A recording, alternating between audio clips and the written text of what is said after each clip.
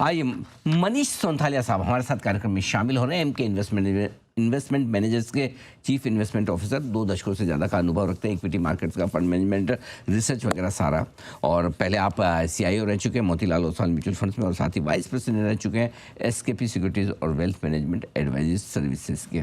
MBA की degree आपने हासिल की है कोलकाता से, और साथ ही चार्टर्ड अकाउंटेंट तो आप हैं ही, और कंपनी सेक्रेटरी भी हैं। ढेर सारी डिग्रियाँ हैं सर के पास में, और बैचलर ऑफ कॉमर्स की डिग्री कोलकाता से ली। मनीष सर, गुड मॉर्निंग, बहुत बहुत स्वागत है आपका। धन्यवाद हमें समय देने के लिए। सर, बाजार का मूड, माहौल और डायरेक्शन बताइए जरा। तो देखिए, ऐसा है कि FCNR जो नंबर्स आ गए हैं, 20-21 बिलियन डॉलर्स, वो अच्छे हैं। ये जो ईरान का वॉर वापस शुरू हो गया, ये out of the syllabus question है। ये एक्सपेक्टेड ही नहीं था।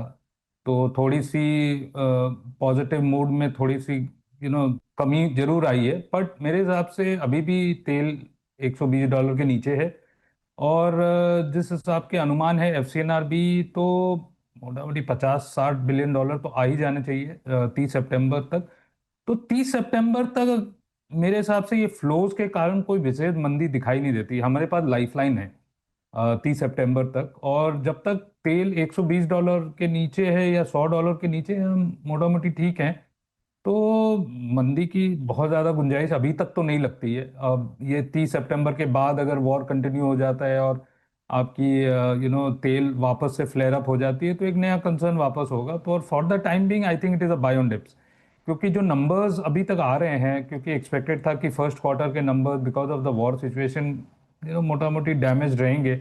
ऐसा कोई विशेष डैमेज अभी तक तो नहीं दिखा है। अभी bulk of the earning season अभी भी बाकी है, बट मूड सॉम्बर है। बहुत ज़्यादा जितनी पॉजिटिविटी थी जब वॉर ख़त्म हो गया था, वो उसमें थोड़ी सी टेम्परमेंट जरूर है, पर अभी भी तेज़ी का ही माहौल है। हम जो IPOs वगैरह देख रहे हैं, जो सब्सक्रिप्शन वगैरह हो रहे हैं, जो भी SIP नंबर्स आ रहे हैं, तो मूड तो बाय ऑन डिप्स का ही है। सितंबर तक के अगर सिचुएशन ठीक हो जाती है, और सितंबर में तो टाइम भी है, अभी तो हम जुलाई में चल रहे हैं, अगर सितंबर 2 महीने में अगर सिचुएशन कंट्रोल में आ जाए तो बाजार इसको पचा के आगे बढ़ भी जाएगा। लेकिन एक चीज़ जो बदली है, उस पर आपसे राय लेना चाहता हूँ। FIs का मूड कम से कम बेचना तो कम किया है थोड़ा, है ना? क्या लग रहा है सर, क्या वाकई में मतलब टेम्परेरी की ये है कि चलो अब नहीं बेचते हैं, या फिर वापस खरीदारी के मूड में भी आएंगे? नहीं, देखिए, जब तक नंबर्स ठीक ठाक आ रहे हैं, अर्निंग्स की एस्टिमेट्स ठीक ठाक आ रही है, और आपकी जो एंटी AI ट्रेड है, वो इंडिया में तो बेनिफिट मिला नहीं। जब AI ट्रेड प्ले आउट हो रहा था, सब साउथ ईस्ट एशियन करेंसीज वगैरह में ज़्यादा बेनिफिट आई थी। वहाँ के stock markets, Taiwan, south Korea वगैरह में काफ़ी बेनिफिट आई थी। अब वहाँ से अगर पैसा निकल रहा है, और हमारी जो करेंसी है साउथ ईस्ट एशियन करेंसीज के मुताबिक सबसे अच्छी है। ऑफ कोर्स कंसर्निंग पॉइंट ये भी है कि $96.5 वापस हो गया करेंसी, जबकि FCNR के बाद अगर वॉर खत्म हो जाती है तो 93-94 का एस्टिमेट था। तो वो तो नहीं प्ले आउट हुआ, पर अगर रिलेटिव बेसिस पर हम देखें तो south east Asian currencies stand point comparatively India की करेंसी लास्ट 1 महीने में थोड़ी सी आउट परफॉर्म की, और नंबर्स ठीक ठाक आ रहे हैं। जो बिकवाली का माहौल था वो कम डेफिनेटली हुआ है, और हमारी डोमेस्टिक बाइंग तो वैसे भी स्ट्रांग ही है हमेशा। तो एक थोड़ा सा टेलविंड हमें जरूर देखने को मिला है, ये बात बिल्कुल सही है इंस्टीट्यूशनल पॉइंट ऑफ व्यू से, FII पॉइंट ऑफ व्यू से। ठीक बात है, तो ये आपके लिए पूरा पूरा एक्शन। अब आइए सर, जरा IT शेयरों पर राय ली जाए एक बार। आपकी रिजल्ट्स भी ज़्यादातर आ गए हैं, और थोड़ा कोरिया वोरिया हालत भी ख़राब तो हुई है। खरीदें या अभी भी रुकें? नहीं सर, खरीदारी करनी चाहिए, क्योंकि बहुत ज़्यादा गिर गए हैं। इतनी गिरावट, ठीक है, समझ में आता है कि AI के एनवायरनमेंट में बिजनेस मॉडल थोड़ी सी टेम्पर जरूर हो जाएगी, मार्जिन डिफ्लेशनरी होगा, क्योंकि बेनिफिट्स ऑफ AI आपको क्लाइंट्स को पास ऑन करने होंगे। बट ये सब जो सेकेंड ऑर्डर इम्पैक्ट है, बेसिकली एप्लीकेशन, एंटरप्राइज एप्लीकेशन वगैरह जब AI को यूज़ करेंगे, तो इंडिया की IT कंपनीज भी खरे उतरेगी। तो आज की डेट में अगर हम रिस्क टू रिवॉर्ड देखें और जो वैल्यूएशन देखें, मतलब 12-13 के पी में इन्फोसिस, TCS वगैरह ट्रेड हो रहा है, ये कुछ ज़्यादा ही पेसिमिज्म है। ऑफ कोर्स ये बोलना बिल्कुल ठीक होगा कि आने वाले दिनों में इंडियन IT सर्विसेज की बिजनेस मॉडल में चेंज जरूर आएगी। जो time and material business model है, वो ज़्यादा आउटकम बेस्ड प्राइसिंग मॉडल होगा। AI की कंपोनेंट बिलिंग में बढ़ जाएगी, और मार्जिन डिफ्लेशनरी होगा, बट ओवरऑल पाई बढ़ेगा। सो इस पर देखने को तो यही बनता है कि 20-30% जो बाउंस बैक है, अगर आप उसको बाउंस बैक बोलना चाहें, तो डेफिनेटली एक पुल बैक ट्रेड है, और हमने देखा भी है कि नीचे से ऊपर आया है। बट 20-30% के बाद वापस कंटिन्यू करेगा कि नहीं, एक जेन्युइन इन्वेस्टमेंट केस बनता है कि नहीं, वो आने वाले दिनों में पता चलेगा। आज की डेट में तो बहुत ज्यादा पूरी सेक्टर में पिटाई हो चुकी है, और उसके कारण थोड़ी सी रिवाइवल होगी, और वही हम आज की डेट में देख रहे हैं। मनीष जी बताएं सर, क्या कुछ पसंद है आपको इस बाजार में? आपने कहा धीमे धीमे निवेश करने का मौका है आपसे अगले 2 महीनों में, कहाँ खरीदारी करना पसंद करेंगे आप?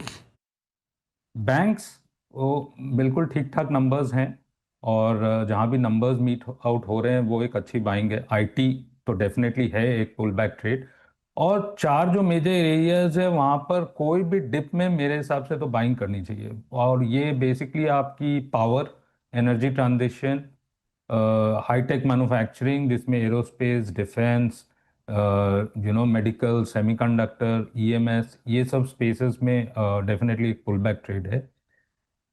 कंजम्पशन एक डार्क हॉर्स सेक्टर है, क्योंकि जो हमें समझ में आ रहा है, जो इन्फ्लेशनरी इम्पैक्ट है, प्लस जो पुल है ग्राउंड लेवल पर कंजम्पशन स्पेस में, उतनी मंदी की गुंजाइश है नहीं। तो हमारा तो चैनल चेक यही बोलता है कि ये एक डार्क हॉर्स हो सकता है, कि जहाँ पर बहुत ज़्यादा पेसिमिज्म बिल्ट इन है। और दूसरा एक जो डार्क हॉर्स सेक्टर है वो है आपकी लॉजिस्टिक्स। यहाँ पर जो कंसोलिडेशन की गुंजाइश है लॉजिस्टिक्स स्पेस में, ये भी एक जो सेक्टर है वो सामने उभर कर आएगा in terms of stock picking. तो ये सब थोड़े से फेवर्ड सेक्टर्स है। यूजुअल में आईटी या बैंक्स, लार्ज आईटी बैंक्स, बहुत ज़्यादा पेसिमिज्म बिल्ट इन है ये स्पेस में।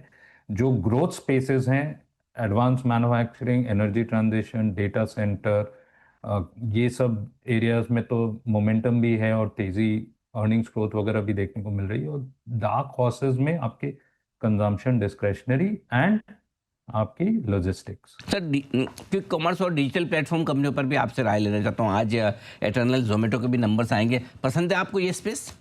भयानक, मतलब मेरे हिसाब से तो बहुत स्ट्रॉन्ग नंबर्स आएंगे जोमेटो की, क्योंकि कंपटीशन वीक है इस क्वार्टर में। डिस्काउंटिंग की एक्टिविटी कम हो रही है। और अगर आप प्रॉफिट या लॉस पर ऑर्डर देखें तो एडजस्टेड प्रॉफिट पर ऑर्डर ब्लिंकिट के 1 से 2 रुपए है, और ये लास्ट क्वार्टर थी। और ग्रोथ तो बिल्कुल 60 से 70% की ग्रॉस जीएमवी आपकी ग्रो होगी। और दूसरे जो मेजर कॉम्पिटिटर्स हैं, इंस्टामार्ट की ले लीजिए, वो 70 रुपये पर ऑर्डर लॉस कर रही है, कैश बर्न है।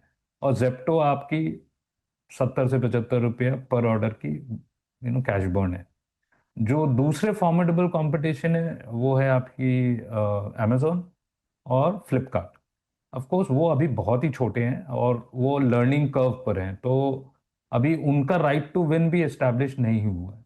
और रिलायंस जियो और जियो मार्ट तो अभी भी अपनी यूनिट इकोनॉमिक्स सही करने में लगी हुई है। तो अगर आप देखें तो एक ही प्लेयर है जिसकी यूनिट इकोनॉमिक्स बिल्कुल सही है, और ग्रोथ 60 से 70% CAGR for the next 1 to 2 years at least, क्योंकि बाकी सब प्लेयर लर्निंग कर्व के थ्रू जा रहे हैं। ये सब नेट प्रॉफिट के लेवल्स में मेरे हिसाब से तो 10 से 11 गुना, 10 to 11x increase in profit आने की गुंजाइश है। और हमें एटर्नल बहुत अच्छा लगता है। ये एक पोर्टफोलियो स्टॉक है, तो ये हमारा डिस्क्लोजर भी है। डिस्क्लोजर भी है और पसंद भी है मनीष सर को बहुत ही बेहतरीन तरीके से। सर बहुत बहुत धन्यवाद, आपसे बात करके हमेशा मज़ा भी आता है, बहुत सारा ज्ञान भी मिलता है, डायरेक्शन भी। Thank you so much sir, जल्द आपसे थैंक यू मुलाकात होगी।